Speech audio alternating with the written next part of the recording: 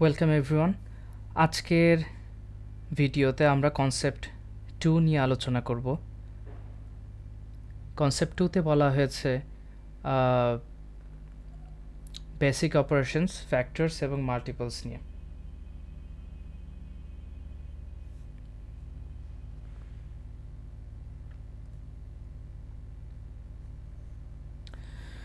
তো আমরা প্রথমে খেয়াল করি এখানে যোগ, বিয়োগ, গুণ, ভাগ এই চারটা সাইনের কথা বলা হয়েছে। যোগ, বিয়োগ, গুণ, ভাগ এই চারটা সাইনের কথা বলা হয়েছে। তো এই চারটা সাইন দিয়ে আমরা বিভিন্ন ধরনের ফাংশনের কাজ করি। এগুলোর বিভিন্ন ফাংশন আছে। তো প্রথমে আমি যোগ নিয়ে কথা বলি। যোগ কি? যোগ বলতে অ্যাডিশন, ইংরেজিতে অ্যাডিশন বলা হয় এটাকে। ধরি আমার এখানে দুইটা বল আছে, আমি এই দুইটা বলের সাথে যদি আরও একটা বল যোগ করি, ব্যাপারটা এরকম হবে। আমি যদি এই দুইটা বলের সাথে আরও একটা বল যোগ করি তাহলে কয়টা বল হলো? তাহলে 3টা বল হয়ে গেল। তো এটা হচ্ছে যোগ। তো এই যে 3টা বল হলো, এই 3টা বল থেকে যদি আমি একটা বল মাইনাস করে নিই তাহলে 2টা বল থাকবে। তো যোগ বিয়োগের কাজটাই হচ্ছে এরকম। এখন মাইনাস যে করেছি, আমরা এর আগের ক্লাসে বলেছিলাম যে পজিটিভ এবং নেগেটিভের মধ্যে সম্পর্কটা কি। আমি যখন বলি +1 এর সাথে যোগ করব -1কে, তখন অ্যাকচুয়ালি হচ্ছেটা কি? +1-এর একদম অপোজিট, কিন্তু একদম অপোজিট হচ্ছে -1। আমি যদি বলি খুব ভালো, খুব ভালো, খুব ভালোকে যদি আমি +1 বলি তাহলে খুব খারাপকে আমার -1 বলতেই হবে, কারণ এইটার ঠিক বিপরীত হচ্ছে এটা, বা এইটার ঠিক বিপরীত হচ্ছে এটা। ঠিক আছে? তাহলে আমি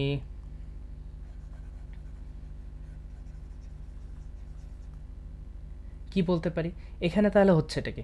এখানে হচ্ছে কি, এখানে এই বলটার মান কিন্তু পজিটিভ, আর এই রকমই আরেকটা বল নিয়ে আসলাম আমি এখানে, যেটার মান হচ্ছে নেগেটিভ। তার কারণে এইটাকে নেগেট করে দিয়েছে। অর্থাৎ আমি যখন খুব ভালো একটা জিনিসকে খুব খারাপ, অর্থাৎ দুইটার মানে খুব ভালো একটা জিনিস এটা ধরি, আর এটা খুব খারাপ একটা জিনিস, কিন্তু এটার মান +1, এটার মান -1। এটা যতটুকু ভালো এটা ঠিক ততটুকুই খারাপ। তো ঠিক যতটুকু ভালো তার সাথে যদি ঠিক ততটুকু খারাপ অ্যাড করে দিই তাহলে কি হয়? তাহলে কিছুই হয় না, মানে এরা নিউট্রাল হয়ে যায়, এরা না ভালো এরা না খারাপ। অর্থাৎ এটাই হচ্ছে এখানে, নিউট্রাল হয়ে যায় মানে কি, একে অপরকে ধ্বংস করে দেয়, একে অপরকে নিউট্রালাইজ করে দেয়। তাহলে এইখানে এই বলটাকে ধ্বংস করে দিল এই বলটা, অর্থাৎ এদের অস্তিত্ব বিলীন হয়ে গেল। বাকি থাকলো যেটা, সেটা হচ্ছে এই বাকি দুইটা বল। তো বিয়োগের কাজটা হচ্ছে এখানে এভাবে। তো মাল্টিপ্লাই কি? মাল্টিপ্লাই নিয়ে যদি কথা বলি তাহলে এটা মুছে ফেলি, ওয়েট। মাল্টিপ্লাই হচ্ছে, ধরি 5 × 6, এই জিনিসটাকে আমরা কিভাবে লিখতে পারি? 5 × 6 মানে হচ্ছে কত? 30। 5 × 6-কে আরেকভাবে লেখা যায়, 5 × 6-কে আরেকভাবে লেখা যায়, সেটা কত? 5 × 6 মানে হচ্ছে 5টা 6 এর যোগফল। 5টা 6 এর যোগফল 1 2 3 4 5, 5টা 6 এর যোগফল 30ই হবে। এটাকে আরেকভাবেও লেখা যায়, সেটা কি? 5 × 6 মানে 6টা 5-এর যোগফল।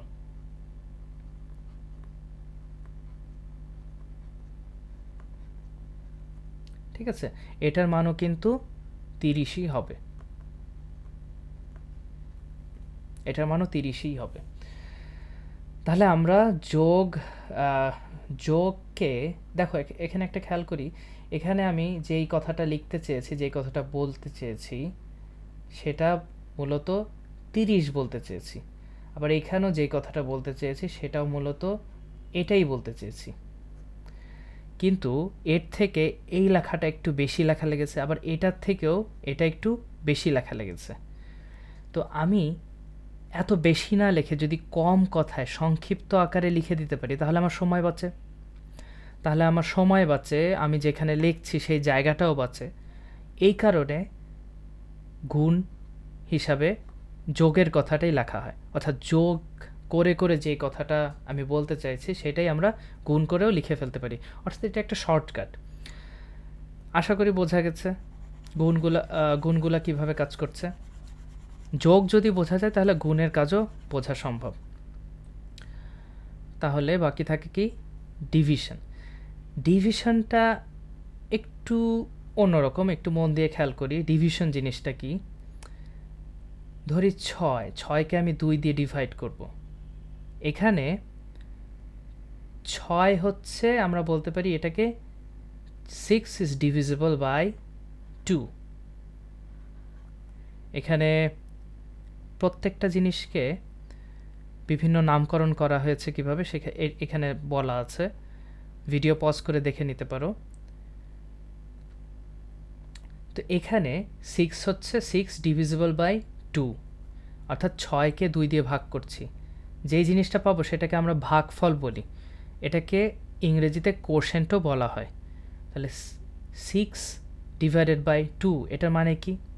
6 ডিভাইডেড বাই 2 মানে হচ্ছে 6কে 2টা সমান ভাগে ভাগ করা। তাহলে প্রত্যেকটা ভাগের মান কত হয় সেটাই জানতে চাওয়া হয়েছে। অর্থাৎ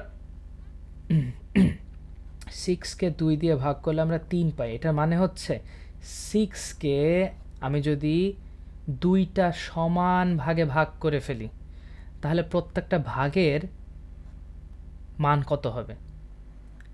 6কে 2টা সমান ভাগে ভাগ করলে 3 প্রত্যেকটা ভাগের মান 3 হবে, এটাই বোঝানো হয়েছে। এই জিনিসটাই আমরা বের করি 6কে 2 দিয়ে ভাগ করে, এভাবে। ঠিক আছে, আশা করি বোঝা গেছে। এখন 7 ডিভাইডেড বাই 2 কত হতে পারে? 7কে 2টা সমান ভাগে ভাগ করব। 7কে 2টা সমান ভাগে ভাগ করলে এক ভাগে 3.5 হবে, আরেক ভাগে 3.5 হবে, ঠিক এভাবে, তাই তো? তো আমরা এভাবে লিখতে পারি 3.5। এটাকে আরেকভাবেও লেখা হয়, সেটা কি? এটাকে আরেকভাবেও লেখা হয়, সেটা হচ্ছে দশমিক ব্যবহার না করে পূর্ণ সংখ্যা দিয়ে। যখন পূর্ণ সংখ্যা দিয়ে লেখা হয় তখন কি হয়? তখন এই দশমিকটা আর থাকে না, তখন রিমাইন্ডার আসে। রিমাইন্ডার বলতে ভাগশেষকে বোঝানো হচ্ছে, ভাগশেষ আসে। তো দেখি ভাগশেষ কিভাবে আসে, খেয়াল করে দেখি।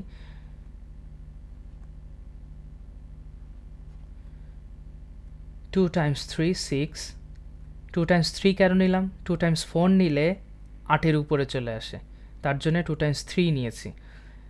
এবং 3 নেওয়ার পর কত বাকি থাকে?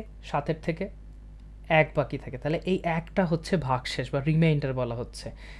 আমরা 7কে বলতে পারি পি, 2কে আমরা বলতে পারি কে, 3কে আমরা বলতে পারি কিউ, আর 1কে আমরা বলতে পারি আর। ঠিক আছে, তো এই যে ভাগের কে, পিউ, কি, আর, এটার মধ্যে একটা সম্পর্ক আছে। সম্পর্কগুলো কি কি একটু খেয়াল করে দেখি। এখানে লেখা আছে একটা সম্পর্ক, P equals to K Q plus R. তো এই সম্পর্কটা মুখস্থ করার কোনো বিষয় না। যদি আমরা ভাগের এই বিষয়টাকে সেন্স করতে পারি পুরো ভাগের এই বিষয়টাকে সেন্স করতে পারি, তাহলে আমরা এই সম্পর্কটাকেও সেন্স করতে পারবো। আর সেন্স করা সম্ভব হলে এটা মুখস্থ করার আর কোনো দরকার পড়ে না। তাহলে কি সম্পর্কটা কি হয়েছে দেখি। সম্পর্কটা হয়েছে যে পি কে আমরা লিখতে পারি 3 ইন্টু 2 প্লাস 1, অর্থাৎ পি ইকুয়ালস টু এখানে কত 7, রাইট? তাহলে 7কে আমরা লিখতে পারি হচ্ছে এভাবে। দেখি লেফট হ্যান্ড সাইডে 7, রাইট হ্যান্ড সাইডে কি 7 আছে? 3 ইন্টু 2 6, আর এটা 1, এটার মানে 7, অর্থাৎ লেফট সাইড এবং রাইট সাইড দুইটাই সমান, অর্থাৎ এই সম্পর্কটা ঠিক। সম্পর্কটা কি ছিল আরেকবার খেয়াল করে দেখি। P equals to K Q plus R, এই সম্পর্কটাই এখানে বলা হয়েছে। তো এই সম্পর্কটা আশা করি ফিল করা যাচ্ছে।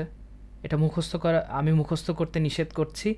মুখস্থ করলে তো মুখস্থ করেই তো আমরা এত দূর এসেছি। আমরা এখন মুখস্থ না করি, আমরা যদি ম্যাথকে কল্পনা করতে চেষ্টা করি, কল্পনা করতে চাই, ম্যাথকে যদি অন্তর দিয়ে বুঝতে চাই, তাহলে এখন মুখস্থ করা দরকার নেই, এখন আমরা বোঝারই চেষ্টা করি। আরেকটা সম্পর্ক তৈরি করা যায়, এটাকে একটু নাড়াচাড়া করেও সম্পর্ক তৈরি করা যায়। কীরকম? P minus K Q equals to R. তাহলে আর কি? এই আর রিমাইন্ডারটা কীভাবে এসছে? রিমাইন্ডারটা এসছে এভাবে, খেয়াল করে দেখি। P7 মাইনাস 3 ইন্টু 2, কে কিউ এর মান কি? কে ইন্টু কিউ, এটার মান কি? 3 ইন্টু 2 ইকুয়ালস টু 1। ঠিক আছে কি সম্পর্কটা? 7 মাইনাস 6 ইকুয়ালস টু 1, সম্পর্ক ঠিক আছে। 1 equals to 1, left hand side আর রাইট হ্যান্ড সাইড সেম আছে। তাহলে এই সম্পর্কটাও কিন্তু ঠিক। এই সম্পর্কটা এখানে একটু খেয়াল করে দেখি কি হয়েছে। এখানে যে 6 পেয়েছি, এই 6কে তো 7 থেকেই বাদ দিয়েছি, বাদ দিয়ে তো রিমাইন্ডারটা পেয়েছি। তাহলে 6টা আমরা কীভাবে পেলাম? 6টা কিন্তু আমরা এই 2 আর 3কে গুণ করেছি, অর্থাৎ কে আর কিউকে গুণ করে আমরা 6 পেয়েছি। 6কে আমরা কে ইন্টু কিউ বলতে পারি, অথবা কে কিউও বলতে পারি। ঠিক আছে? তার জন্য আমরা P minus K Q equals to R remainder, এই ফর্মুলাটাও লিখতে পারি। এটাকে আরেকভাবেও লেখা যায়। কীরকম?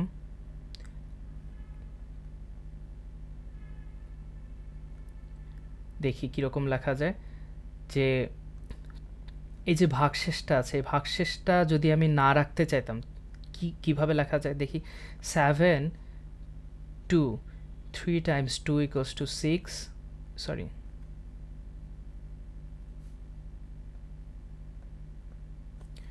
3 times 3 equals to 6 1। এরপরে আমি দশমিক ব্যবহার করতে পারি। তো আমি এখানে একটা দশমিক দিলাম, এখানে 0 দিলাম, তাহলে 5 times 2 10, ভাগশেষ 0। আমি কিন্তু ভাগশেষ 0 করে ফেলেছি। 0 করে ফেলার কারণে কোশেন্ট, কোশেন্টের বাংলা হচ্ছে ভাগফল, ভাগফল হয়েছে 3.5। তো 3.5কে আমরা আরেকভাবে লিখতে পারি 3 প্লাস 0.5, ঠিক আছে, তাই না? 3 প্লাস 0.5, 3 প্লাস 0.5, এই 0.5টা অ্যাকচুয়ালি কীভাবে এসছে খেয়াল করে দেখি তো।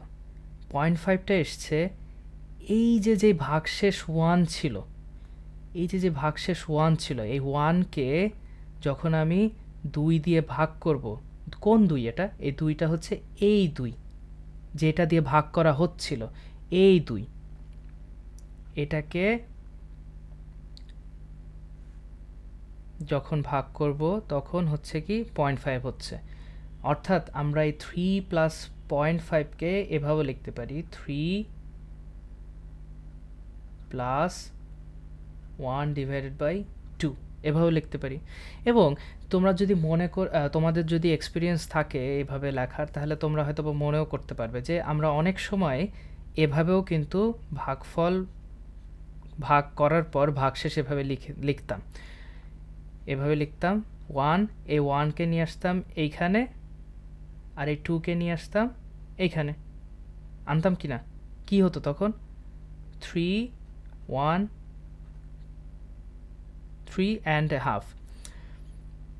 এই জিনিসটা যে যা বোঝায় এই জিনিসটাও সেটাই বোঝায়, আবার এই জিনিসটাও সেটাই বোঝায়, আবার এই জিনিসটাও সেটাই বোঝায়, সব সেম জিনিস, ঠিক আছে। তাহলে আমরা আগে ফিরে যাই, কোথায় ছিলাম, এখানে একটা সম্পর্ক কিন্তু তৈরি হচ্ছে, খেয়াল করে দেখি। এই 3 এর মান আমরা কত বলেছিলাম, 3 এর মান কিন্তু কিউ, তাহলে কিউ প্লাস হাফ, তাই না? হাফ কিভাবে এসছে, হাফ কিন্তু এখানে আর ডিভাইডেড বাই কে থেকে এসছে, আর ডিভাইডেড বাই কে ইকুয়ালস কী ছিল 3.5, 7কে 2 দিয়ে ভাগ করলেই তো 3.5 আসতো। তার মানে আমরা বলতে পারি যে P divided by K equals to Q plus R divided by K. এটা কিন্তু এখান থেকেও লেখা সম্ভব। কীরকম, আমি যদি লেফট হ্যান্ড সাইড এবং রাইট হ্যান্ড সাইডকে, অর্থাৎ এখানে কিন্তু আমরা 3টা সম্পর্ক পেয়ে গেছি এবং 3টা সম্পর্কই যেহেতু ট্রু, এই কারণে 3টা সম্পর্ক থেকেই একটা সম্পর্ক থেকে আরেকটা সম্পর্কে যাওয়া সম্ভব হয়। যেমন এই সম্পর্কটা থেকে আমি এই সম্পর্কটাতে গেছি, আবার এই সম্পর্কটা থেকেও এই সম্পর্কটাতে যাওয়া সম্ভব। কীরকম, এই লেফট হ্যান্ড সাইড এবং রাইট হ্যান্ড সাইডকে যদি আমি কে দিয়ে গুণ করে দিই তাহলে কি হয় দেখি, পি ইন্টু কে, আর সরি কে দিয়ে গুণ না, কে দিয়ে আমি ভাগ করব, কে দিয়ে আমি ভাগ করতে চাই, কে দিয়ে ভাগ করে দেই, তাহলে কি হচ্ছে K P divided by K, আর এখানে কি আছে K Q plus R divided by K. তো এটা তো এটাই থাকবে, এটাকে আমরা K Q divided by K লিখতে পারি, আর আর ডিভাইডেড বাই কে লিখতে পারি। তার ফলে হচ্ছে কি কে আর কে এখানে কাটাকাটি হয়ে কিউ থাকছে, আর আর ডিভাইডেড বাই কে থাকছে। তাহলে কি পি ডিভাইডেড বাই কে সমান সমান এটা হলো, হয়েছে। এমনকি এখন তাহলে এই দুইটা কিন্তু সেমই। এখন যদি আমি নাম্বার দিয়ে এটা দেখতে চাই, 7 divided by 2 equals to Q, Q কত ছিল, কিউ 3 প্লাস আর কত ছিল 1, কে কত ছিল 2। এটা কি এটা হবে, এটা অবশ্যই এটা হবে, 7 ডিভাইডেড বাই 2 ইকুয়ালস টু এটাই হবে। এটা ভগ্নাংশের যোগ করে ফেলি, এখানে আচ্ছা এই যোগটা তো আমরা সবাই জানি নাকি দেখাতে হবে, এখানে একটা 1 আছে, এটা ধরে নেওয়া হচ্ছে 1। এই 1 এবং 2 এর লসাগু আমরা এখানে বের করছি। মূলত লসাগু, আচ্ছা লসাগুর ব্যাপারে আমরা পরে কথা বলবো, লসাগু খুবই ইন্টারেস্টিং একটা ব্যাপার, ওটা পরে কথা বলবো। এখানে আপাতত জানি হচ্ছে 1 এবং 2 এর লসাগু নিচ্ছি, বা এমন একটা সংখ্যা নিচ্ছি যেটা এই 1 এবং 2 দ্বারা ডিভিজিবল। তো 2 একটা সংখ্যা নিলাম যেটা 1 দ্বারাও ডিভিজিবল হয়, 2 দ্বারাও ডিভিজিবল হয়। ডিভিজিবল কি, ডিভিজিবল বলতে আমরা সেই সংখ্যাটাকে বোঝাচ্ছি যেটা ধরি 2 দ্বারা, এখানে যেরকম ধরি 6কে আমি বলতে পারি যে 2 দ্বারা ডিভিজিবল। কেন বলছি 2 দ্বারা ডিভিজিবল, যখন বলবো যে 6 ইজ ডিভিজিবল বাই 2 তখন আমি বলছি অ্যাকচুয়ালি মিন করছি যে 6কে 2 দ্বারা ভাগ করলে ভাগফল পূর্ণ সংখ্যা হবে, ভাগফল পূর্ণ সংখ্যা হবে। এখানে যেরকম 3.5 হয়েছে, 3.5 পূর্ণ সংখ্যা না, তাই আমরা বলতে পারি যে এই অ্যাজাম্পশনে আমরা বলতে পারি যে 7 ইজ নট ডিভিজিবল বাই 2, কিন্তু এখানে আমরা বলতে পারি 6 ইজ ডিভিজিবল বাই 2, কারণ এখানে ভাগফল একটা পূর্ণ সংখ্যা হচ্ছে।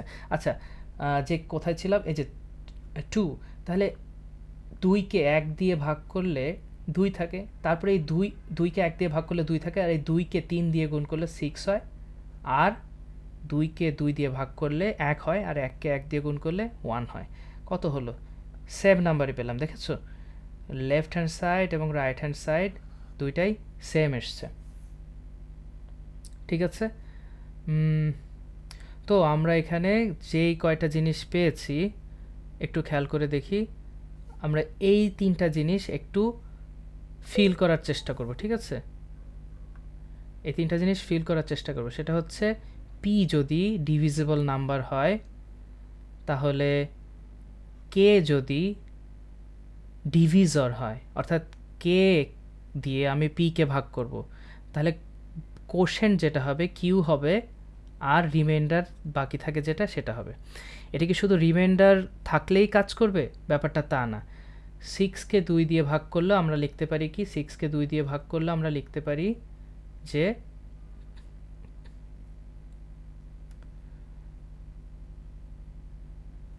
প্রথমে কে, তাই না? 2 দিয়ে ভাগ করেছি, তাহলে কে এর মান 2 ইন্টু কোশেন্ট কত হবে? 3 হবে। আর রিমাইন্ডার কত হবে? রিমাইন্ডার হচ্ছে 0 হবে।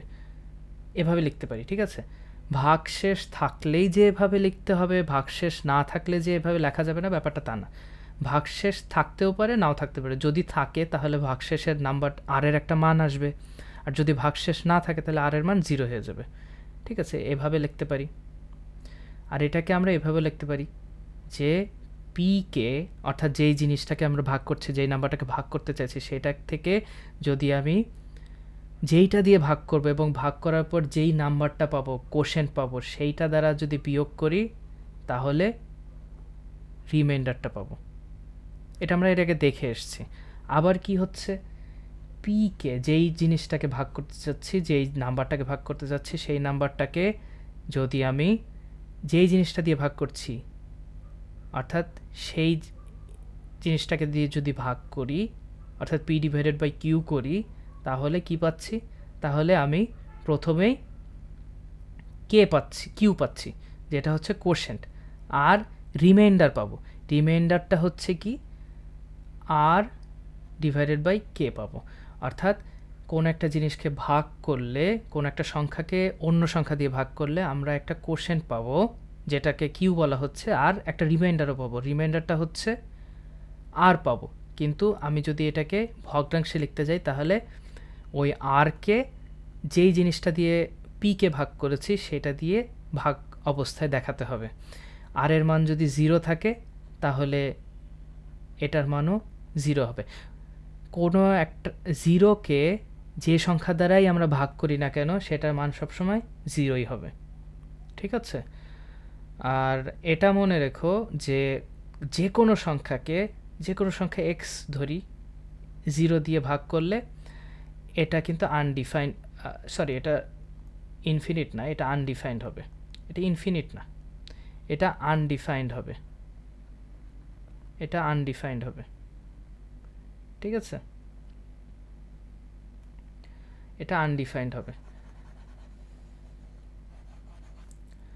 তো এই যে যে সম্পর্কগুলো এখানে তৈরি হলো, এই সম্পর্কগুলো আমরা মাথায় রাখবো। এই সম্পর্কগুলো মাথায় রেখে দেবো। এগুলো মুখস্থ করবো না, এটা জাস্ট ফিল করব, ফিল করে বোঝার চেষ্টা করব যে এখানে হচ্ছেটা কি। এই সূত্রগুলা, এইগুলা ফর্মুলা মুখস্থ করা যায়, তবে মুখস্থ করে কাজের কাজ হবে না। কারণ আমি যেই প্রক্রিয়ায় ম্যাথ শেখাতে চাইছি, সেই প্রক্রিয়াটা শেষ হলে ম্যাথ কোশ্চেন দেখার সাথে সাথে অ্যান্সার মাথায় তৈরি হয়ে যাবে। কিন্তু তুমি যদি ফর্মুলা মুখস্থ করার চেষ্টা করো, সেক্ষেত্রে তোমার মাথায় ফর্মুলা প্রসেস করা লাগবে। তো ফর্মুলা প্রসেস করতে চাইছি না, এর কারণে ফর্মুলা মুখস্থও করতে চাইছি না। তবে ফর্মুলাগুলা বোঝার চেষ্টা করতে হবে, বুঝতে হবে যে এখানে অ্যাকচুয়ালি কী হচ্ছে। আমি বোঝানোর চেষ্টা করেছি নাম্বার দিয়ে। আর কথা না বাড়াই এক্ষেত্রে, যদি তোমাদের আর কিছু প্রশ্ন থাকে তাহলে আমাকে কমেন্ট সেকশনে লিখে প্রশ্ন করতে পারো। ঠিক আছে? তাহলে এখানে আর কি কথাগুলো আছে দেখি। এখানে প্রথমে বলা আছে অ্যাডিশনের কথা। অ্যাডিশনের কথা আমি বলেছিলাম, সাবট্রাকশনের কথাও আমি বলেছি, ওয়েন মাল্টিপ্লিকেশনের কথাও তো মনে হয় বলেছি, ডিভিশনের কথাও এখানে বললাম বেশ। If A number N is divisible, আচ্ছা এখানে আরেকটা জিনিস খেয়াল করি, আরেকটা জিনিস দেখানোর আছে, সেটা হচ্ছে কোনো একটা নাম্বারকে ধরি 30, এই নাম্বারটাকে আমি ফ্যাক্টরাইজ করব। ফ্যাক্টরাইজ করা মানে হচ্ছে এটাকে বিভিন্ন ফ্যাক্টরে বিশ্লেষণ করব। ফ্যাক্টর কি? ফ্যাক্টর হচ্ছে কোনো একটা সংখ্যাকে কোনো একটা সংখ্যার ফ্যাক্টর কি হতে পারে। আচ্ছা 30-এর ফ্যাক্টর কী হবে সেটা আগে দেখে নেই। 2 গুণ 3 গুণ 5, 3 দুগুণে 6 আর 6 গুণ 5 সমান সমান 30। অর্থাৎ এখানে 2 30-এর একটা ফ্যাক্টর, 3 30-এর একটা ফ্যাক্টর, 5ও 30-এর একটা ফ্যাক্টর। এখানে আমি এটাকে প্রাইম ফ্যাক্টরাইজেশনের মাধ্যমে ফ্যাক্টরাইজ করেছি। তো প্রাইম কথাটা আসলো কোত্থেকে?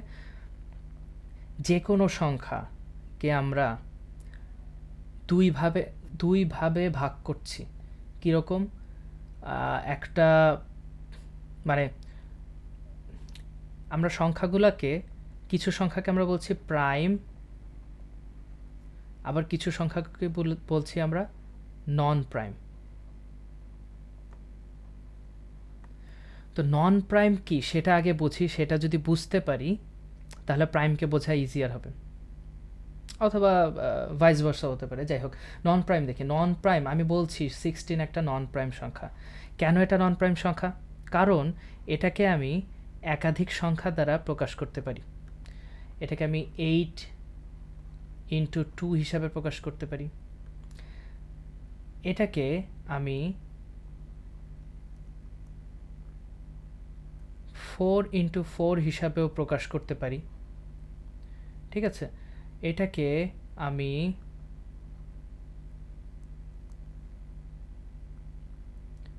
2 ইন্টু 2 ইন্টু 2 ইন্টু 2তেও প্রকাশ করতে পারি। অর্থাৎ 16 সংখ্যাটাকে আমি বিভিন্নভাবে প্রকাশ করতে পারছি। 16 সংখ্যাটা কিন্তু আরেকভাবেও প্রকাশ করা যায়। যে কোনো সংখ্যাকে মনে রেখো সেই সংখ্যা এবং 1-এর গুণফল হিসেবে প্রকাশ করা সম্ভব। তো 16 সংখ্যাটাকে আমরা এইভাবে তো প্রকাশ করতে পারছি, আমরা আরও অনেকভাবে প্রকাশ করতে পারছি। তো একটু লিখে রাখি যে 16কে আমরা 16 ইন্টু 1 হিসেবে প্রকাশ করতে পারি। 16কে আমরা 4 ইন্টু 4 হিসেবে প্রকাশ করতে পারি। 16কে আমরা 8 ইন্টু 2 হিসেবে প্রকাশ করতে পারি। 16কে আমরা 2 ইন্টু 2 ইন্টু 2 ইন্টু 2 হিসেবে প্রকাশ করতে পারি। বোঝা যাচ্ছে ব্যাপারটা? 16কে আমরা বিভিন্নভাবে প্রকাশ করতে পারছি। তো এই যে বিভিন্নভাবে প্রকাশ করতে পারছি, এর জন্যই এটা নন প্রাইম। তাহলে প্রাইম নাম্বারটাকে তাহলে আন্দাজ করতে পারছি কি প্রাইম নাম্বারটাকে আমরা এত ভিন্ন ভিন্ন উপায়ে প্রকাশ করতে পারবো না। প্রাইম নাম্বারকে আমরা এক উপায়ে প্রকাশ করতে পারবো, সেটা হচ্ছে এই উপায়টাতে, এই ওয়েটাতে, যার গুণের মধ্যে 1 থাকবে এবং ওই সংখ্যাটাই থাকবে। অর্থাৎ 5 একটা প্রাইম সংখ্যা, এটা আমি জানি। এই 5কে আমি 5 ইন্টু 1-এর গুণফল হিসেবে প্রকাশ করতে পারি। এ বাদে আর কোনো উপায়ে প্রকাশ করতে পারি না। 3কে আমরা 3 এবং 1-এর গুণফল হিসাবে প্রকাশ করতে পারি, আর কোনো উপায়ে প্রকাশ করতে পারি না। এখন অনেকে প্রশ্ন করতে পারে যে আমরা তো 3কে এভাবে প্রকাশ না করে এভাবেও তো প্রকাশ করতে পারি, এভাবেও তো প্রকাশ করতে পারি। এখানেও তো 3 হচ্ছে, কিন্তু আমি তো বলেছিলাম প্রাইম নাম্বারকে ওই নাম্বারটা এবং 1-এর গুণফল হিসাবে প্রকাশ হতে হবে, আর কোনো উপায়ে এটা প্রকাশ করা যাবে না। এখানে একটু মডিফাই করতে হয় ব্যাপারটাকে, সেটা হচ্ছে আমি যে ফ্যাক্টরাইজ করেছি, এখানে যে ফ্যাক্টর করেছি, ফ্যাক্টরাইজেশনের মাধ্যমে প্রকাশ করেছি। এই ফ্যাক্টরাইজেশনের এই যে ফ্যাক্টরগুলো, এই ফ্যাক্টরগুলো খেয়াল করে দেখি সবগুলাই কিন্তু পূর্ণ সংখ্যা, সবগুলাই পূর্ণ সংখ্যা। এখানে হাফ কিন্তু পূর্ণ সংখ্যা না। তো যেহেতু এটা পূর্ণ সংখ্যা না, তাই আমরা এটাকে কাউন্ট করতে পারবো না। 6 ইন্টু 1/2 যদিও 3, তারপরেও এখানে হাফ পূর্ণ সংখ্যা না। 6 পূর্ণ সংখ্যা, কিন্তু হাফ এখানে পূর্ণ সংখ্যা না। ঠিক আছে, তাই আমরা এটাকে 3 কে আমরা বলতে পারি না যে এটা একটা নন প্রাইম। 3 কে শুধু 3, যদি দুইটা পূর্ণ সংখ্যা দিয়ে 3 কে প্রকাশ করতে যাই তাহলে 3 এবং 1 বাদে আর কোনো সুযোগ আমাদের নাই। তো প্রাইম নাম্বারগুলা সবগুলারই বৈশিষ্ট্য এরকমই। যেমন 17 একটা প্রাইম নাম্বার। 17কে এই 17 ইন্টু 1 বাদে আর অন্য কোনো উপায়ে প্রকাশ করা সম্ভব না যেখানে দুইটা সংখ্যাই গুণের দুইটা সংখ্যাই পূর্ণ সংখ্যা হবে। বোঝা গেছে? তো এটা হচ্ছে প্রাইম নাম্বার, এগুলোকে প্রাইম নাম্বার বলছি আমি। 2, 5, 3 এগুলো প্রাইম নাম্বার। 9 প্রাইম নাম্বার না, কেননা 9কে কেন প্রাইম নাম্বার বলতে পারছি না? 9কে প্রাইম নাম্বার বলতে পারছি না কারণ 9কে 3 ইন্টু 3তে প্রকাশ করা সম্ভব। ঠিক আছে, 9কে 3 ইন্টু 3তে প্রকাশ করা সম্ভব। তো কোথায় ছিলাম? হ্যাঁ, তো এইগুলো হচ্ছে প্রাইম নাম্বার। প্রাইম নাম্বার এবং নন প্রাইম নাম্বারের সম্পর্কে কিছু আলোচনা করলাম আমরা। তো 30কে আমরা ফ্যাক্টরাইজ করেছি। ফ্যাক্টরাইজেশন আইডিয়াটা কি? ফ্যাক্টরাইজেশন আইডিয়াটা হচ্ছে কিছু সংখ্যা আমরা নেব, সেই সংখ্যাগুলোকে আমরা গুণ করব। যেমন এখানে 2 নিয়েছি, 3 নিয়েছি, 5 নিয়েছি। এই সংখ্যাগুলোকে আমরা গুণ করেছি, গুণ করে পেয়েছি কত? গুণ করে পেয়েছি হচ্ছে 30। অর্থাৎ 2, 3, 5 গুণ করে আমরা 30 পেয়েছি। তাহলে আমরা বলতে পারি যে 30কে আমরা ফ্যাক্টরাইজ করেছি গুণ করার মাধ্যমে। কি সংখ্যা গুণ করেছি? 2, 3 এবং 5 দিয়ে গুণ করার মাধ্যমে আমরা 30কে ফ্যাক্টরাইজ করে ফেলেছি। ঠিক আছে, তো 30কে কিন্তু আরও অন্য উপায়ে ফ্যাক্টরাইজ করা সম্ভব। 30কে 15 গুণ 2তেও ফ্যাক্টরাইজ করা সম্ভব। বিভিন্ন উপায়ে আমরা ফ্যাক্টরাইজ করতে পারছি, তাই না? 30কে আমরা 10 গুণ 3এও ফ্যাক্টরাইজ করতে পারি কি না? তো এই যে বিভিন্ন উপায়ে আমরা ফ্যাক্টরাইজ করছি, এগুলো বিভিন্ন উপায়ে ফ্যাক্টরাইজ করা সম্ভব হচ্ছে। তবে যখন আমি প্রাইম ফ্যাক্টরাইজ করছি, প্রাইম ফ্যাক্টরাইজেশনের মধ্যে দিয়ে যাচ্ছি, তখন একটাই রূপ হবে, একভাবেই করা যাবে। সেটা কি? 30কে আমরা 2, 3 এবং 5 বাদে অন্য কোনো উপায়ে প্রাইম ফ্যাক্টরাইজ করতে পারবো না। অর্থাৎ 2কে আমি আর ভাঙতে পারবো না, 3কে আমি আর ভাঙতে পারবো না, 5কে আমি আর ফ্যাক্টরাইজ করতে পারবো না। কিন্তু 30কে যখন আমি 10 গুণ 3-এ লিখতে পারছি, তখন হচ্ছে কি? তখন আমি 10টাকে আবার ভেঙে 5 গুণ 2 লিখতে পারছি। ফলে এটাই হচ্ছে, তাই না? তার মানে যেটা বলতে চাইছি সেটা হচ্ছে প্রাইম ফ্যাক্টরাইজেশনের রূপ একটাই হতে পারে। প্রাইম ফ্যাক্টরাইজ না করে অন্য কোনো ফ্যাক্টরাইজ যদি আমি করি, সেক্ষেত্রে বিভিন্ন রূপ হতে পারে। তো 30-এর প্রাইম ফ্যাক্টরাইজেশন এটা একটা ছোট নাম্বার নেই, 6 নেই, 6-এর প্রাইম ফ্যাক্টরাইজেশন 2 ইন্টু 3 হবে। ঠিক আছে, আবার 4 যদি নেই, 4-এর প্রাইম ফ্যাক্টরাইজেশন 2 ইন্টু 2 হবে। ঠিক আছে, তো এইগুলো এভাবে হচ্ছে প্রাইম ফ্যাক্টরাইজ করতে হয়। এখন কোনো একটা জিনিসের ফ্যাক্টর কি সেটা আমরা এর আগে জেনে এসছি। কোনো একটা জিনিসের কয়টা ফ্যাক্টর হতে পারে সেটা আমরা বের করার একটা ট্রিক আছে। কি ট্রিক? সেটা হচ্ছে 30কে 2 গুণ 3 গুণ 5 প্রাইম ফ্যাক্টরাইজ করলাম। এখানে যে ঘাত বা পাওয়ার আমরা খেয়াল করব। পাওয়ার কত? পাওয়ার কি জিনিস? পাওয়ার সংক্ষেপে বলি, সেটা হচ্ছে 2 এর পাওয়ার 1 সমান সমান, এটা মানে হচ্ছে 2 একটা আছে। আমি যখন বলবো 2 এর পাওয়ার 2, তখন আমি বলছি যে 2 এখানে 2টা আছে এবং এই 2টা 2 এর মধ্যে সম্পর্ক হচ্ছে গুণ। তাহলে সেভাবেই আমি যদি বলি 7 টু দি পাওয়ার 3, তার মানে হচ্ছে এখানে 3টা 7 আছে এবং তাদের মধ্যে সম্পর্ক হচ্ছে গুণের সম্পর্ক। ঠিক আছে, তাহলে এখানে একটা করে 2, একটা 2, একটা 3 আর একটা 5 আছে। তো এই 2-এর একটা 2-এর এই যে ঘাত, এই ঘাতটাকে আমি নিয়ে আসবো, তার সাথে 1 যোগ করব। কত হলো? 2 হলো। এই যে 1 আছে, এই একটাকে আমি আবার টেনে নিয়ে এসে 2 পেলাম। আবার এই একটা আছে, এই একটাকে আমি 1 যোগ করে 2 পেলাম। এই যে যে 2 পেলাম, এই যে 2 পেলাম, এই যে 2 পেলাম, এইগুলাকে যদি আমি গুণ করে দিই তাহলে আমি পাবো হচ্ছে 8। তো এটা কিভাবে কাজ করে সেটা নিয়ে আলোচনা করতে গেলে অনেক বড় ভিডিও হবে। তো তোমাদের কারো যদি জানতে ইচ্ছা করে আমাকে বলতে পারো, আমি এটা নিয়ে আলাদা ভিডিও করব। তো এইটা হচ্ছে মূল ব্যাপার যে 30-এর ফ্যাক্টর হচ্ছে 8টা। কী কী ফ্যাক্টর সেটা আমরা বলে দিতে পারি। 1, 2, 3, 5, 6, 10, 15 এবং 30। কয়টা হলো? 1, 2, 3, 4, 5, 6, 7, 8, 8টা হয়ে গেছে। তাহলে এই কয়টা ফ্যাক্টর 30-এর আছে, ঠিক আছে? তো ফ্যাক্টর যেগুলা, সেই ফ্যাক্টরগুলা দিয়ে যার ফ্যাক্টর সেই সংখ্যাটাকে তৈরি করা সম্ভব। যেমন এখানে 30 নেব, 3 নেব, কত হলো? 10 গুণ 3 সমান সমান 30। এখানে 6 নেব আর এখানে 5 নেব, তাহলে 6 গুণ 5 সমান সমান 30। এই 30 নেব, এই 1 নেব, মিলে কত হবে? 30 গুণ 1 30। আবার ধরি 2 নেব, 3 নেব, তাহলে 2 নিলাম, 3 নিলাম, কত হলো? 6 হলো। তারপরে আবার 5ও নিলাম, এর সাথে 5 নিলাম, কত হলো? কত হলো? তাহলে 30 হয়ে গেল। তো বিভিন্ন উপায়ে ফ্যাক্টর ইউজ করে 30 করা সম্ভব হচ্ছে, রাইট? তো এটা হচ্ছে ফ্যাক্টর। তো দেখি ফ্যাক্টর এবং মাল্টিপল নিয়ে এখানে কথা বলা আছে। ফ্যাক্টর এবং মাল্টিপলের একটা সম্পর্ক আছে, সেই সম্পর্কটা কি হতে পারে?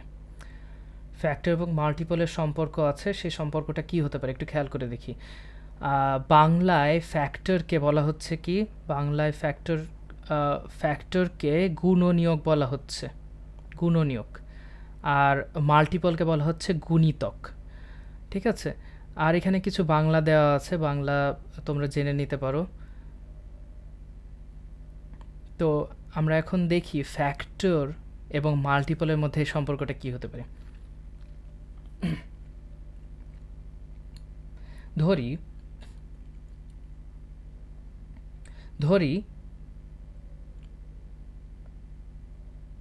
30, ধরি 30 এর না, একটু ছোট সংখ্যা ধরি, ছোট সংখ্যা ধরে করতে বোঝাতে সুবিধা হবে। ধরি 6 এর ফ্যাক্টর কি কি হতে পারে? 6কে 2 ইন্টু 3 দিয়ে করা যায়, প্রত্যেকটার ঘাত 1, তাহলে এই ঘাতের 1 যোগ করে 2 গুণ 2 হবে। এটা আমরা শিখেছি কিছুক্ষণ আগে। মোট 4। তাহলে 6-এর ফ্যাক্টর কি কি হবে? 6-এর ফ্যাক্টর হবে হচ্ছে 1 হবে, 2 হবে, 3 হবে, 6 হবে। এই 4টা ফ্যাক্টর হবে। তাহলে 6-এর ফ্যাক্টর কি কি? 1, 2, 3, 6। এইগুলো হচ্ছে 6-এর ফ্যাক্টর। 6-এর মাল্টিপল কি কি হবে? আচ্ছা, ফ্যাক্টর কি সেটা তো আমরা দেখেছি। মাল্টিপল কথাটা আসলো কোত্থেকে? মাল্টিপল কিন্তু মাল্টিপ্লাই থেকে এসছে। মাল্টিপ্লাই 6কে মাল্টিপ্লাই করে 6-এর মাল্টিপল পাওয়া সম্ভব। 6কে আমি মাল্টিপ্লাই করব, কি দিয়ে মাল্টিপ্লাই করব? 6কে দিয়ে আমি যে কোনো সংখ্যা দিয়ে মাল্টিপ্লাই করতে পারি। 6কে আমি 0 দিয়ে মাল্টিপ্লাই করলাম, কত হলো? 0 হলো। 6কে আমি 1 দিয়ে মাল্টিপ্লাই করলাম, কত হলো? 6 হলো। 6কে আমি যদি 2 দিয়ে মাল্টিপ্লাই করি তাহলে 2 হবে। 6কে আমি 3 দিয়ে মাল্টিপ্লাই করি তাহলে 18 হবে। আচ্ছা, এখানে 0, 1, 2, 3, 4, 5 এরকম করে কি যাওয়া সম্ভব না? কত পর্যন্ত যাব? এগুলো কিন্তু পজিটিভ ইন্টিজারের শেষ কিন্তু আমরা বলতে পারি না, এটা কিন্তু ইনফিনিট পর্যন্ত যাবে। এই কারণে আমরা এটা অনুমান করে বলতে পারি যে 6-এর যে মাল্টিপলগুলো আছে সেগুলো 0, 6, 12, 18 এরকম করে করে করে করে অনেক দূর পর্যন্ত যাবে। কিন্তু কত দূর পর্যন্ত যাবে সেটা আমরা বলতে পারছি না, কারণ এর মাল্টিপল ইনফিনিট টাইমস পর্যন্ত যাবে। তাহলে এটাও বলতে পারছি না যে এর সর্বোচ্চ সবথেকে বড় মাল্টিপলটা কী হবে, এটাও আমরা বলতে পারছি না, ঠিক আছে? অর্থাৎ এবার একটু 6-এর ফ্যাক্টরস এবং মাল্টিপলের মধ্যে একটু সম্পর্ক একটু খেয়াল করি। 6-এর ফ্যাক্টর, সব থেকে ছোটো ফ্যাক্টরটা কী তাহলে? 6-এর সব থেকে ছোটো ফ্যাক্টরটা 1। 6-এর সব থেকে বড় ফ্যাক্টরটা কি? 6। অর্থাৎ একটা সংখ্যার ফ্যাক্টর ওই সংখ্যাটা থেকে বড় হতে পারে না, ওই সংখ্যাটা থেকে বড় হতে পারে না। কারণ সংজ্ঞা অনুযায়ী আমরা কি বলেছিলাম? ফ্যাক্টর হচ্ছে একটা নাম্বার, যেই নাম্বারগুলোকে গুণ করে আমি মূল সংখ্যাটা পাবো। 6কে আমি 1 দিয়ে গুণ করে 6 পাবো। 6-এর থেকে যদি বড় কোনো সংখ্যা নেই, ধরি 12 নিলাম, সেক্ষেত্রে এর সাথে কত গুণ করে আমি 6 পাবো? হাফ গুণ করে 6 পাবো। কিন্তু কথা হচ্ছে আমি ফ্যাক্টরাইজ করছি। ফ্যাক্টরাইজেশনের ক্ষেত্রে আমি ভগ্নাংশ নিতে পারবো না, আমার পূর্ণ সংখ্যা নিতে হবে। তাহলে সব থেকে ছোট পূর্ণ সংখ্যা কোনটা? সব থেকে ছোট নন নেগেটিভ পূর্ণ সংখ্যা কোনটা? বা সব থেকে ছোট পজিটিভ পূর্ণ সংখ্যা কোনটা? 1। অর্থাৎ 6কে 1 দিয়ে গুণ করলে আমি 6 পাবো। 6কে 0 দিয়ে যদি গুণ করি তাহলে কিন্তু আমি আর 6 পাচ্ছি না, সেক্ষেত্রে আমি 0 পেয়ে যাচ্ছি। কোনো সংখ্যাকে 0 দিয়ে গুণ করলে 0 হয়। বোঝা যাচ্ছে ব্যাপারটা? তাহলে সব থেকে ছোট যেই সংখ্যাটা দিয়ে আমি গুণ করতে পারবো সেটা হচ্ছে 1। তার জন্যে এর সব থেকে ছোট ফ্যাক্টর 1। আর সব থেকে বড় যে সংখ্যাটা দিয়ে গুণ করতে পারবো সেটা হচ্ছে 6। তার জন্য সব থেকে এখানে 6, এটা সব থেকে বড় ফ্যাক্টর। মাল্টিপ্লাইয়ের ক্ষেত্রে যদি চিন্তা করি, যদি মাল্টিপলের ক্ষেত্রে চিন্তা করি, তাহলে হচ্ছে এটা কি, যে সব থেকে ছোট মাল্টিপল হচ্ছে 0। কেন 0? কারণ সব থেকে ছোট মাল্টিপল, এখানে সব থেকে ছোট মাল্টিপল 0, কারণ এটা 0 দিয়ে মাল্টিপ্লাই করে 0 পাওয়া গেছে। আচ্ছা, 6কে যদি 1 দিয়ে -1 দিয়ে গুণ করি তাহলে তো মাল্টিপল পাওয়া যায়, তাই না? -6। তো আমরা এটাও বলতে পারি যে -6 তো 6-এর মাল্টিপল, কারণ একটা সংখ্যা দ্বারাই তো গুণ করা হয়েছে এবং এটা একটা পূর্ণ সংখ্যা। এটা ঠিক আছে, তবে এটা 6-এর নেগেটিভ মাল্টিপল। 6-এর নেগেটিভ মাল্টিপল এটা। আমরা পজিটিভ মাল্টিপল নিয়ে কথা বলছি, ঠিক আছে? আমরা এখানে পজিটিভ মাল্টিপল নিয়ে কথা বলছি, আমরা এখানে নেগেটিভ মাল্টিপল নিয়ে কথা বলছি না, নন নেগেটিভ মাল্টিপল। তো এর জন্যে 6কে যখন আমি 0 দিয়ে গুণ করছি তখন এটা 0 হয়ে যাচ্ছে। তাহলে প্রথম যে মাল্টিপল, নন নেগেটিভ মাল্টিপল, সেটা হচ্ছে 0। আর সর্বোচ্চ মাল্টিপল আমরা খুঁজে পাচ্ছি না, কারণ এটা ইনফিনিট পর্যন্ত বড় হতে পারে। 6-এর মাল্টিপল ইনফিনিট পর্যন্ত যেতে পারে। তাহলে একটা জিনিস আমরা বলতে পারি যে ফ্যাক্টরের সংখ্যা, কোন একটা সংখ্যার ফ্যাক্টরের সংখ্যা ফাইনাইট, হাতে গুণে শেষ করা যাবে, মানে এটা ইনফিনিট না, কিন্তু মাল্টিপল ইনফিনিট হতে পারে, ঠিক আছে? তো আমরা কি আর কোনো বিষয় নিয়ে কথা বলবো এখানে? আচ্ছা, আর একটা বিষয় আছে, সেটা কি? সেটা হচ্ছে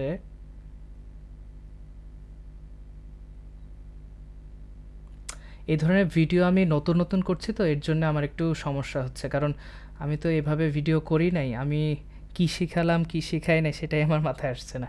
যাই হোক, আরেকটা জিনিস নিয়ে কথা বলা যেতে পারে, সেটা হচ্ছে এই জিনিসটা, এই নাম্বারটা, এটা নিয়ে আমি কথা বলেছি।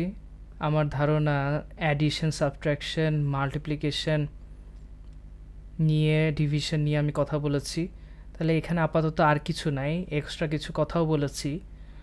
তাহলে বাকি থাকে এই জিনিসটা নিয়ে কথা বলি। তো আমরা যে ফ্যাক্টরাইজেশন করেছি, এই ফ্যাক্টরাইজেশন করার পর আমরা একটা জিনিস, মানে ব্যাপারটা যদি ফ্যাক্টরাইজেশনের জিনিসটা যদি বুঝি, ফ্যাক্টরের জিনিসটা যদি বুঝে যায়, তাহলে একটা জিনিস খেয়াল করি, তো এটাও বোঝার কথা যে 30কে আমরা ফ্যাক্টর হিসাবে কিভাবে লিখতে পারি? 2 × 3 × 5। 6-এর ফ্যাক্টর হিসেবে আমরা 2 × 3 লিখতে পারি কি না?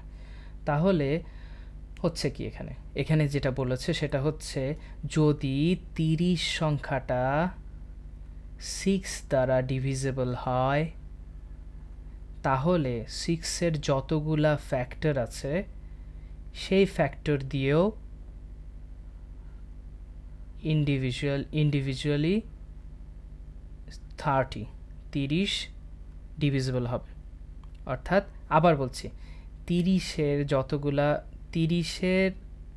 যদি কোনো সংখ্যা দ্বারা ডিভিজিবল হয়, তাহলে সেই সংখ্যাটার যতগুলো ফ্যাক্টর আছে সেই ফ্যাক্টর দ্বারাও ইন্ডিভিজুয়ালি 30ও ডিভিজিবল হবে। এই প্রত্যেকটা ফ্যাক্টর দ্বারা ইন্ডিভিজুয়ালি 30ও ডিভিজিবল হবে, এটাই এখানে বলা হয়েছে। কিন্তু আসলে হচ্ছেটা কি খেয়াল করে দেখি। 30কে আমি যখন 60 দ্বারা ভাগ করি তখন হয় কি? তখন হয় হচ্ছে 30 2 গুণ 3 গুণ 5 এই অবস্থায় থাকে, আর 6 কি অবস্থায় থাকে? 2 গুণ 3 এই অবস্থায়। তাহলে 2 আর 3 যদি কাটাকাটি করে দিই বাকি থাকে 5, তাহলে 30কে 6 দিয়ে ভাগ করলে 5 থাকে। ঠিক আছে, এভাবে হয়ে গেল। এখানে হয়েছে কি 30-এর যেই ফ্যাক্টরগুলো আছে আর 6-এর যে ফ্যাক্টরগুলো আছে সেগুলো কাটাকাটি হয়ে গেছে। তাহলে 30-এর ফ্যাক্টর কি ছিল? 2 3 আর 5, আর 6-এর যে ফ্যাক্টরগুলো ছিল সেগুলো হচ্ছে 2 আর 3। ঠিক আছে, তো খেয়াল করে দেখি 6-এর যে ফ্যাক্টর 2 সেই ফ্যাক্টরটা 30-তেও আছে, 6-এর যে ফ্যাক্টর 3 সেই ফ্যাক্টরটা 30-তেও আছে, তবে যেটা নাই সেটা হচ্ছে 5। 30-তে একটা ফ্যাক্টর এক্সট্রা আছে যেটা 6-এ নাই, সেটা হচ্ছে 5। এর জন্যেই এই 5টা অ্যান্সার হিসাবে চলে এসছে। আর এক্ষেত্রে 2 3 5 কে যদি আমি জাস্ট এই একটা ফ্যাক্টর দিয়ে 2 দিয়ে ভাগ করি তাহলে 2টা জাস্ট কাটা চলে যাবে, বাকি থাকবে 15। 2 ইন্টু 3 15 বাকি থাকবে।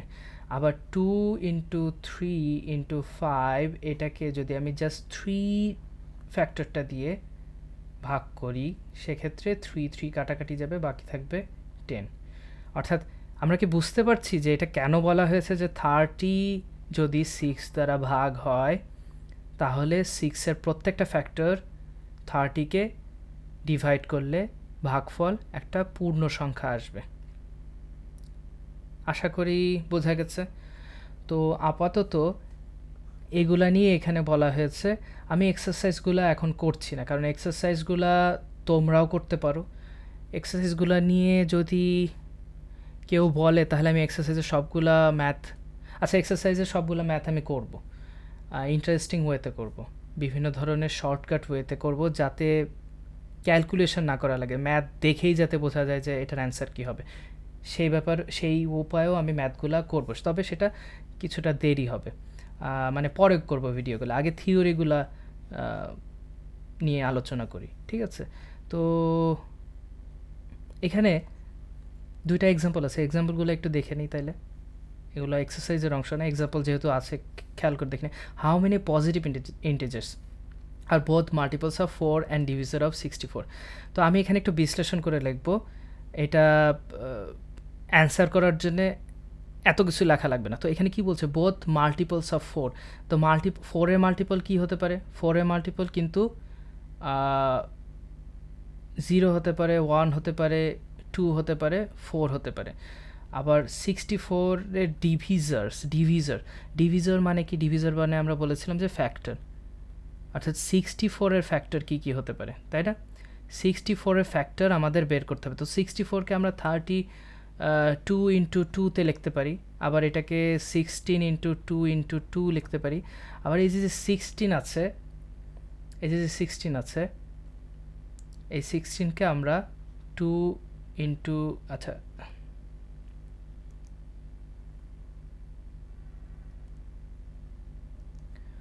4 ইন্টু 4 হিসাবে লিখতে পারি, 2 ইন্টু 2 হিসাবে লিখতে পারি। তাহলে 2 into 2 into 2 into 2 into 2 into 2, কয়টা 2 হলো? 6টা 2 হলো। অর্থাৎ 64-এর ডিভিজার এইগুলো 2 ইন্টু 6, 64-এর ডিভিজার হচ্ছে 7টা হওয়ার কথা, 7টা ডিভিজার হওয়ার কথা, কারণ এখানে 6 ঘাত সাথে 1 যোগ করা হয়েছে, 7টা ডিভিজার, 7টা ফ্যাক্টর আছে, ঠিক আছে? ফ্যাক্টরগুলো যদি আমরা বের করি, 1 তো অবভিয়াসলি ফ্যাক্টর হবে, 2 একটা ফ্যাক্টর হবে, তারপর 4 কি ফ্যাক্টর হবে? 4, আচ্ছা এখানে 64 দ্বারা কি বিভক্ত হবে কি না সেটা নিয়ে পরে আলোচনা করব, এটার কিছু নিয়ম আছে। তো আমরা এটাকে প্লেন অ্যান্ড সিম্পল যদি ভাগ করে দেখি, 4 1 4, 2 বাকি থাকে, 2 8 4 24, 4 6 24, তাহলে 4 দ্বারাও এটা ভাগ হবে, তাহলে বাকি থাকে কত? 16 দ্বারা কি এটা ভাগ হবে? 16 4 4 6 24, 4 হাতে 2, 4 একে 4 5 6, 16 দ্বারাও এটা ভাগ হবে। তার আগে 8 দ্বারাও এটা ভাগ হবে, 8 8 64 আমরা জানি। 12 দ্বারা কি ভাগ হতে পারে? 12 দ্বারা ভাগ 5 12 60 হবে না, 8 12 14 দ্বারা 16 দ্বারা ভাগ হবে, 32 দ্বারা ভাগ হবে, কয়টা হলো? 1 2 3 4 5 6, আর একটা আছে, আরেকটা কি? আরেকটা হচ্ছে 64, আরেকটা হচ্ছে 64। একটু মুছে দিই এখানে জিনিসপত্র।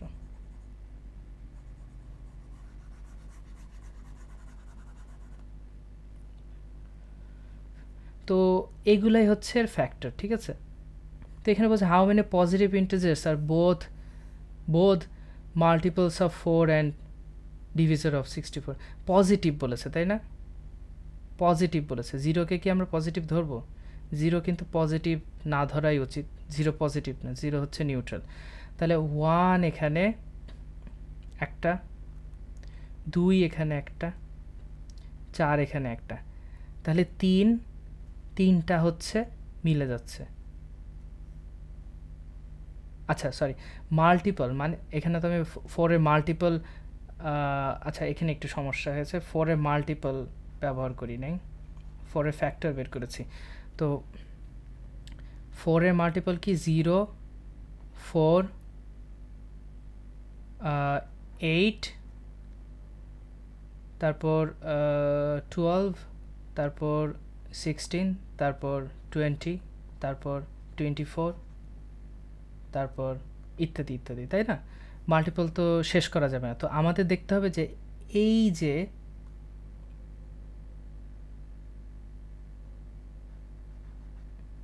এই যে আমরা বিভিন্ন ধরনের 64-এর ডিভিজার বের করেছি, ফ্যাক্টর কিন্তু কম হয়, তাই না? মাল্টিপল যেটা সেটা অনেক হয়, তো ডিভিজার নিয়ে কাজ করাটা আমাদের জন্য ইজিয়ার, কারণ এটা কম। তো 4-এর বিভিন্ন ধরনের ফ্যাক্টর মাল্টিপল আছে, এটা নিয়ে যদি আমরা করতে থাকি অনেক সময় নষ্ট হবে। কিন্তু 64-এর যে ফ্যাক্টরগুলো আছে আর 4-এর যে মাল্টিপল আছে, এগুলোর মধ্যে কমন জিনিসগুলো কী কী সেটাই জানতে চাইছে। How many positive integer both multiples of 4 and divisor of 64। তাহলে এইখানে যদি আমি মাল্টিপল খুঁজে বের করার চেষ্টা করি তাহলেই পাওয়া যাবে। 4-এর মাল্টিপল 4 আছে, আরেকটা মাল্টিপল 8 আছে, আরেকটা মাল্টিপল 16 আছে, এটাও মাল্টিপল, এটাও মাল্টিপল। 4 8 32, আর 32 দুগুণে 4 8 32 হলে তাহলে 4 16 64 হওয়ার কথা, ঠিক আছে? তাহলে 1 2 3 4 5, 5টা, তাহলে অ্যান্সার হবে ডি, ঠিক আছে? এটাই এটার অ্যান্সার হবে। তো এরপরে কি বলা আছে? এরপরের কোশ্চেনটা এক্সাম্পলে বলা আছে কি? এরপরের কোশ্চেনটা এক্সাম্পলে বলা আছে যে if 89 and 125 is divided by a positive integer x, then the remainder are 4 and 6 respectively. What is the value of x? তাহলে 89-কে x দ্বারা ডিভাইড করা হচ্ছে, তাই না? x কি পজিটিভ ইন্টিজার, তার মানে x এর মান কি হতে পারে? x এর মান 1 2 3 করে যে কোনো কিছু হতে পারে। আর 89, তাহলে এটা দিয়ে ডিভাইড করা হচ্ছে। আবার 125 আছে, 125কেও x দ্বারা ডিভাইড করা হচ্ছে। এখানে x এর মান 1 2 3 যে কোনো কিছু হতে পারে, মানে পজিটিভ ইন্টিজার যে কোনোটা হতে পারে। তবে যেই নাম্বারটাই হোক না কেন নাম্বারটা সেম হবে। 89কে ডিভাইড করলেও হচ্ছে ওই নাম্বারটাই দিয়ে ডিভাইড হবে, 125কে ডিভাইড করলেও সেই নাম্বারটাই দিয়েই ডিভাইড হবে। দেন দ্য রিমাইন্ডার আর 4 অ্যান্ড 6। তাহলে 89কে x দিয়ে ডিভাইড করলে রিমাইন্ডার হচ্ছে 4।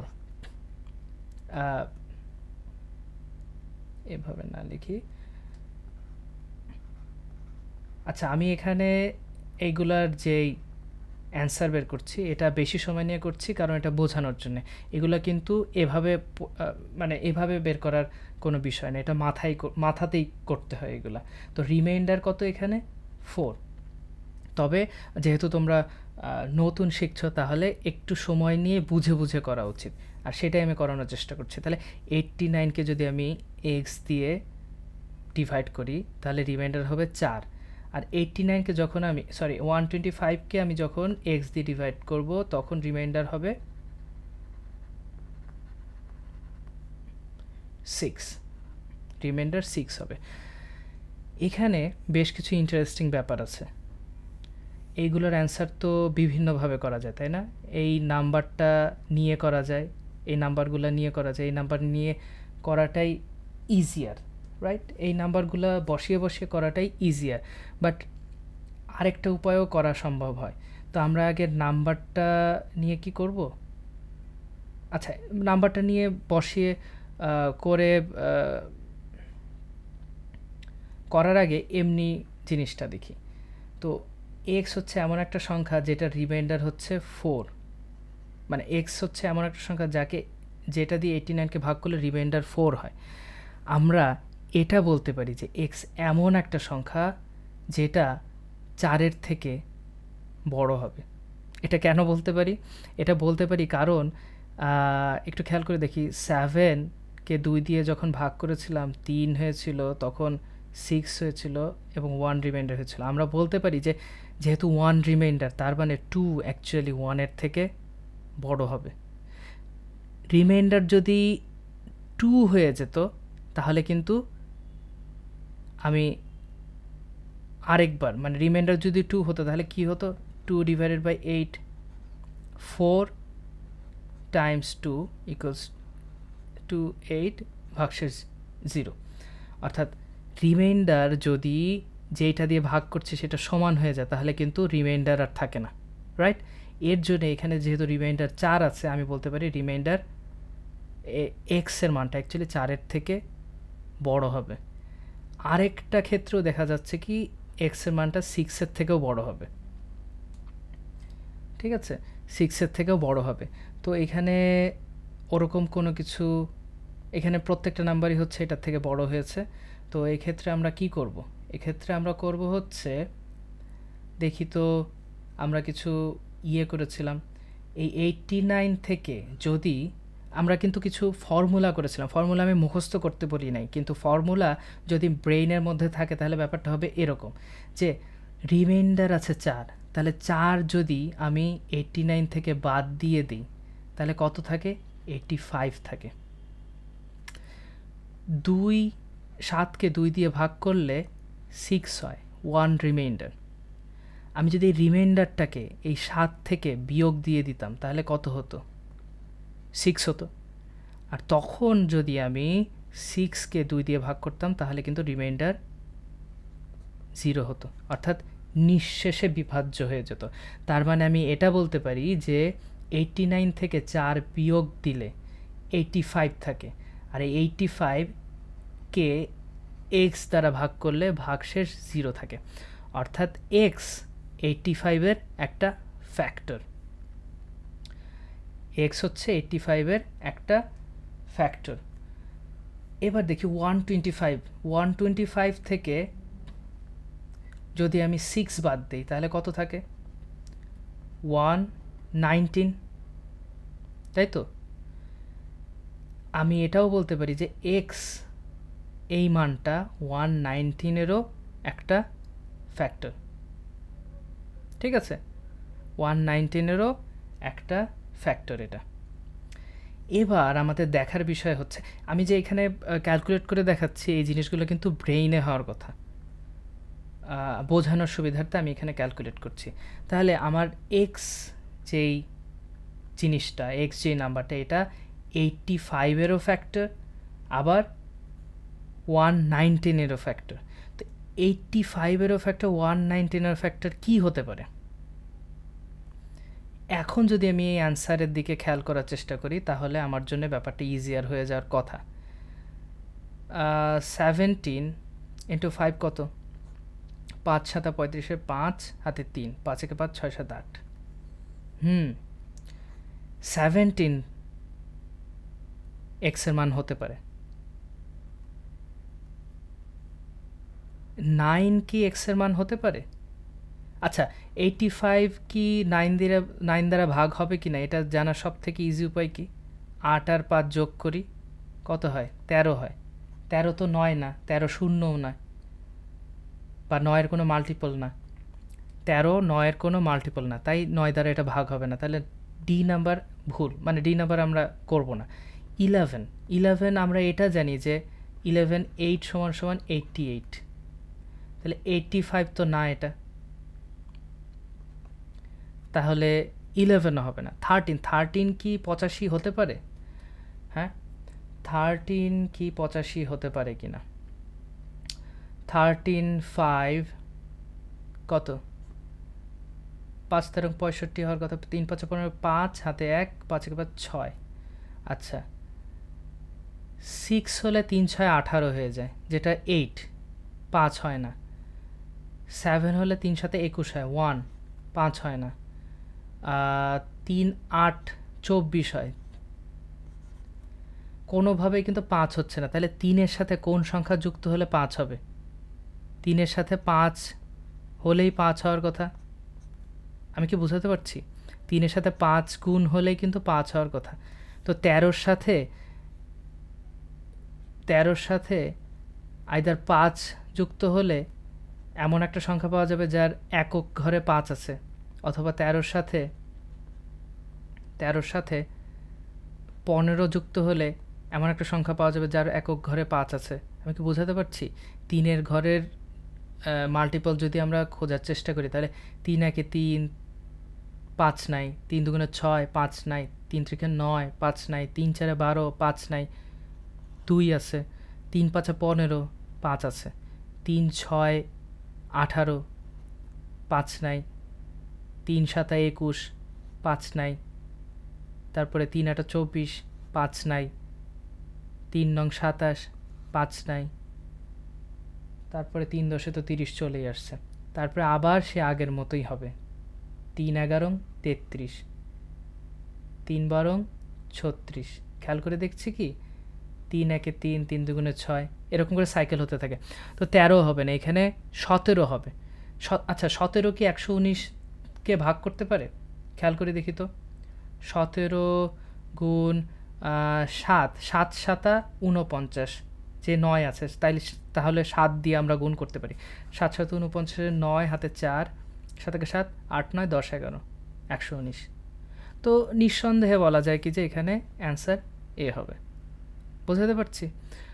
তো এভাবে অ্যান্সারগুলো চোখের সামনে ভেসে ওঠে। যখন অনেক প্র্যাকটিস করা হবে এবং আমি যেই কাজগুলো এখানে দেখিয়েছি সেগুলো উপলব্ধি করা যাবে, তখন অ্যান্সারগুলো এভাবে চোখের সামনে ভেসে উঠবে। তখন এই ফর্মুলা বা অন্য জিনিসপত্র নিয়ে বেশি চিন্তা করার প্রয়োজন হবে না। অনেক সময় হয় কি যে ফর্মুলা এত ফর্মুলা, এই ফর্মুলা মনে রেখে ম্যাথের পিছনে সময় দিতে গিয়ে পরীক্ষায় ঠিক সময়ে অ্যান্সার করা সম্ভব হয় না। বা আমরা তো এখানে পরীক্ষা নিয়ে কথা বলছি না, এমনি ক্ষেত্র সাধারণ লাইফে যখন ফর্মুলা নিয়ে চিন্তা করতে হয় তখন অ্যান্সারটা দ্রুত বেরোয় না, অ্যান্সারটা অনেক দেরিতে বেরোয়। সমস্যাটা ওইটাই, মনে মনে চিন্তা করলে অ্যান্সার দ্রুত বেরোয়, আর ফর্মুলা দিয়ে চিন্তা করলে সেটা মনে মনে হলো অ্যান্সার দেরিতে বেরোবে। অর্থাৎ ফর্মুলা বাদ দিয়ে পড়ার চেষ্টা করতে হবে। তো এটা হচ্ছে আজকের ক্লাস ছিল। এরপরে কনসেপ্ট 3 যেটা আছে, কনসেপ্ট 3তে আমি আলোচনা করব ডিভিজিবিলিটি রুলস। ডিভিজিবিলিটি রুলস সম্পর্কে মনে হয় আমরা কিছু আলোচনা এখানে, আচ্ছা না যাই হোক, এখানে আচ্ছা এলসিএম এইচসিএম প্রাইম নাম্বারস নিয়ে আমরা আলোচনা করে ফেলেছি। ডিভিজিবিলিটি রুলস নিয়ে কয়েকটা জিনিস দেখিয়েছি মনে হয় এর আগে, আর এইচসিএফ এলসিএম নিয়ে আলোচনা করব। এই ক্লাসটা ইন্টারেস্টিং হবে। যাই হোক, তো আজকের মতো এখানেই থাকুক। বাই।